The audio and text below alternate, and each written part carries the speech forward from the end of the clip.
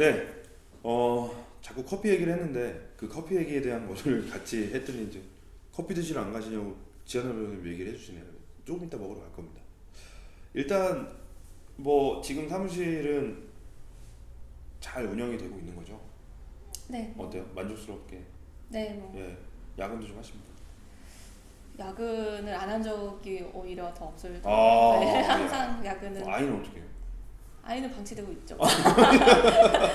아이는 혼자 크고 있습니다. 아이는 혼자 그거 있고 네, 그 뭐 일단 지금 야근 안 한 적이 없다고 하는 것처럼 여러 또 의뢰인들의 그런 사건을 처리하시느라고 되게 바쁘신 것 같은데 저는 이제 사무실에 와 보니까 이 팀원들에 대한 어떤 그런 장점들이 되게 많은 것 같아서 그래서 그거에 대한 것들도 질문을 안 할 수가 없는데 팀원들이 정말로 합심을 잘 해서 이렇게 뭐 또 변호사님이 혼자서 잘나가지고 사건 처리하는 것도 좋지만 또 팀원들이 함께 또 하고 또 이 뭐라 그럴까요? 홍일점이라고 할까? 변호사님만 여성이고 나머지 또 팀원분들이 또 남성분들이고 또 네, 함께 가시는 변호사님도 또 남성분이시니까 음, 제가 생각하기에는 그런 장점들을 또 언급을 안 할 수가 없는데 혹시 뭐 이 전체 팀원들이 합심해가지고 뭐 성공한 그리고 성공을 좀 거두고 있는 그런 일들 하나 좀 소개해 줄 수 있을까요? 네. 음. 우선은 이제 저희 남자 변호사님이 새로 한 분 모시게 되었는데 음. 남자 변호사님이 굉장히 적극적이고 활동적이셔가지고 좀 음. 발로 뛰시는 스타일, 현장에 아. 직접 찾아가시고 대표적인 걸로는 이제 저희가 조금 이번에 형사 사건으로 좀 큰 사건을 맡은 게 있는데 피해자가 있는 사건이에요. 근데 아. 이제 그 피고인분은 구속이 된 상태에서 가족이 아무도 없으세요. 배우자도 없으시고 자식도 없으시고 뭐 형제도 거의 없으시고 해가지고 아무것도 이제 도움을 받으실 길이 없는 그렇기 때문에 저희가 발로 뛰어서 합의를 하려면 합의금을 마련해야 되는데 합의금의 재원은 또 이제 뭔가 처분을 해야지만 생기는 그런 거다 보니까 이제 뭐 총 동원을 했죠. 이제 그 집을 파는 것부터 시작해서 집 안에 있는 물건을 정리하는 그것까지 다 것부터 서비스를 다 해주는 그런 거를 네, 그래서 모든 직원이 다 동원이 돼서 정리도 하고 뭐 매매도 하고 이제 합의도 하고 결국 합의도 됐고 그런 경험도 한 번 있고 일단 네. 거기서 그러면 그 지금 교도소에 있어 구치소나 뭐 교도소에 있을 텐데 어떻게 지한나 변호사를 찾았나요? 그분도 어떤 분을 이제 소개를 듣고 우선 한번 접견을 갔는데 접견을 이제 저와 전 변호사님 둘이 같이 가서 한번 뵙고 이제 뭐 저희는 이렇게 해드릴 수 있다. 네. 우선은 뭐 혼자 안에서 계시니 얼마나 답답하시겠나. 그런 거 공감을 해드리고 하니까 이제 사실 요렇게까지 하는 거를 맡아주실 변호사님 구하기가 힘드셨을 수도 있어요.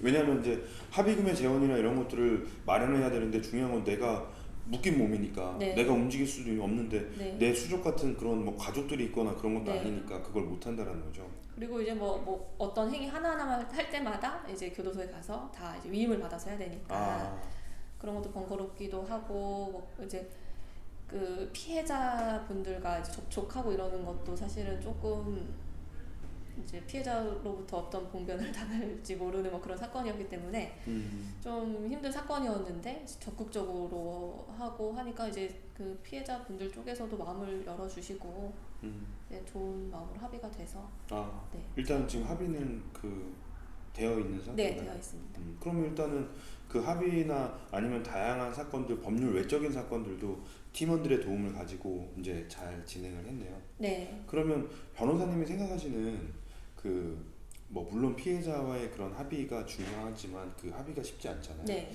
변호사님이 생각하시는 그 합의를 좀 잘 할 수 있는 방법은 어떤 게 있을까요? 물론 뭐 합의금을 많이 제시하거나 뭐 이런 것도 있지만 우선은 사과를 진심으로 드려야겠죠. 그 이제 잘못하신 피의자나 피고인 분이 이제 저희도 피해자의 입장, 피해자를 대리하는 경우도 있잖아요. 그렇죠. 그러다 보면은 이제 상대방이 합의하고 싶은 마음은 알겠어요. 근데 이제 문구가 진정한 사과가 없는 경우가 있어요. 아, 실수로 모르고 그랬다고 하는데 이렇게 하면서 말끝을 흐시면은 이건 사과라고 볼 수가 없고 인정을 하시지 않는 거라 이제 조금 합의하려고 하는 마음의 문이 열리지가 않죠. 근데 기본적으로 이제 정말 진심 어린 인정, 사과 이게 수반이 된다면 그 다음 문제고 합의금이나 뭐 합의금분은 그 다음 문제고 우선은 인정을 하고 사과를 드리는 게 가장 첫 번째이지 않을까. 근데 그게 쉬운 것 같은데 쉽지 않아요. 마음속 그렇죠. 구석에서는 뭔가 내가 이렇게 한 번에 100%를 다 인정하고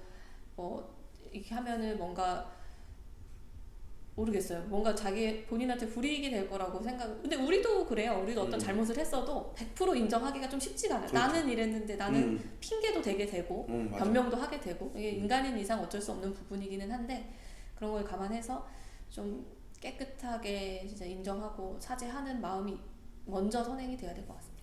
그럼 이번에 뭐 비슷한 사건들이나 여러 가지 사건들이 있을 때 그 합의에 대한 것들을 요청하거나 이래도 일단은 그 팀원들이 많이 있기 때문에 그 팀원들을 통해서 그 일단 진심으로 사죄를 하는 거에 대한 측면이랑 또 발품을 팔아서 그분 그 피해자들을 만나고 그런 것들도 사무실에서 일정 부분은 이제 도움을 드리나요?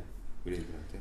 네, 이게 갑자기 말씀하시니까 생각난 게 조금 큰 사건이 하나 있었는데 제가 지난번에 오셨을 때 설명을 드렸었나 네, 모르겠네요. 지금 말씀해 주시면 네, 제가 원주에서 이 근무를 했을 때 이제 국선 사건으로 인연을 맺게 된 피해자 사건이 있었는데요. 네, 그게 조금 이슈가 많이 돼서 그 사건을 보시고 그렇죠. 이제 예전 오래된 성폭행 사건과 관련해서 지금에 와서 처벌을 할 수 있냐, 제가 맡았던 사건이 그런 거였는데 그런 거 이제 오시게 된 사건이 있었는데 그것을 이제 소송으로 하기에 앞서서 조금 이제 가해자 측과 연락을 접촉을 해서 가해자 측의 사과를 받고 소송으로 가기 전에 원만하게 합의를 하고 양쪽 다 뭐 원만하게 합의를 했던 최근에 있었던 일이 기억이 나네요. 최근에 벌써 그러면 합의에 대한 것들도 되게 네. 좀 많이 뭐 합의도 되게 어떨 때는 좀 그 우리 사무실의 어떤 그런 느낌이 되게 좀 선해 보이고 또 뭔가 좀 맞아요. 진심으로 네. 다가가는 그런 측면들이 있어야 네, 된다고 네. 하더라고요. 그게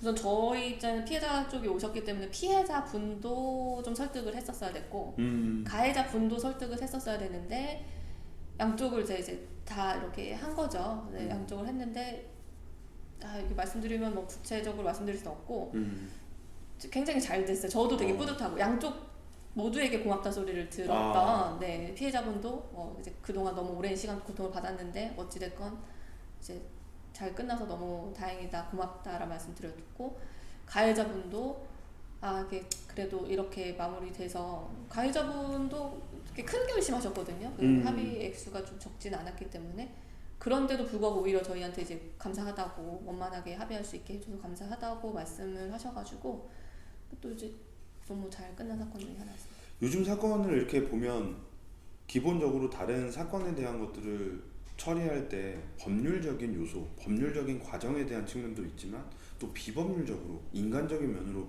풀어내야 되는 그런 숙제들이 분명히 존재하거든요. 그래서 지한나 변호사 사무실에 지한나 변호사와 함께 하는 또 근무하는 팀원들, 뭐 팀원이라고 얘기하는 게 지한나 변호사의 아래에 있는 사람이 아니라 함께 근무하고 있어서 저는 팀원이라는 그 울타리를 제시했는데요. 그 울타리에 있는 그 팀원들이 어떻게 하느냐에 따라서 아까 제가 말씀드렸던 그 훈훈한 변호사와 훈훈한 사무장이 사무실에 있다는 것 자체가 처음에 이 사무실에 딱 왔을 때 깔끔함과 그 다음에 나를 정말로 도와주고 내가 정말로 그 최고가 됐구나 하는 생각, 그러니까 나를 위한 그런 팀원이 준비가 되어 있구나 하는 그런 생각들을 갖게 하는 것 또한 변호사 사무실의 장점이 아닌가 하는 생각이 듭니다.